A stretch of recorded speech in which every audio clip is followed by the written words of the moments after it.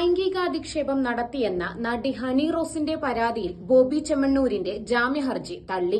ബോബി ചെമ്മണ്ണൂരിനെ Ernakulam judicial magistrate first class കോടതി 14 ദിവസത്തേക്ക് റിമാൻഡ് ചെയ്തു.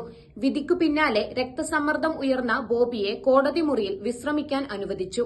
ഇന്നലെ രാത്രിയും ഇന്ന് പുലർച്ചെയുമായി 2 തവണ ബോബിക്ക് വൈദ്യപരിശോധന നടത്തിയിരുന്നു. ദേഹാസ്വസ്ഥം അനുഭവപ്പെട്ട സാഹചര്യത്തിൽ ആശുപത്രിയിൽ കൊണ്ടുപോയി പരിശോധന നടത്തും. നിയമം നിയമത്തിന്റെ വഴിക്കു പോകട്ടെ എന്നായിരുന്നു വിധി അറിഞ്ഞ ശേഷം ഹണി റോസിന്റെ പ്രതികരണം. അഭിഭാഷകനായ ബി രാമൻപിള്ളയാണ് പ്രതിക്ക് വേണ്ടി ഹാജരായത്. ബോബി ചെമ്മണ്ണൂരിൽ നിന്ന് കസ്റ്റഡിയിലെടുത്ത മൊബൈൽ ഫോണും പോലീസ് കോടതിയിൽ ഹാജരാക്കിയിരുന്നു. സ്ത്രീത്വത്തെ അപമാനിച്ചതിന് ഭാരതീയ ന്യായ സംഹിതയിലെ 75-ാം വകുപ്പ്, ഇലക്ട്രോണിക് മാധ്യമങ്ങളിലൂടെ അശ്ലീല പരാമർശം നടത്തുന്നതിന് IT ആക്ടിലെ 67-ാം വകുപ്പ് എന്നിവ പ്രകാരമാണ് ബോബി ചെമ്മണ്ണൂരിനെതിരെ കേസെടുത്തത്. മുൻകൂർ ജാമ്യത്തിനായുള്ള ശ്രമങ്ങൾ പോലും തടഞ്ഞ് വളരെ തന്ത്രപൂർവ്വമാണ് ബോബിയെ പോലീസ് കസ്റ്റഡിയിലെടുത്തത്.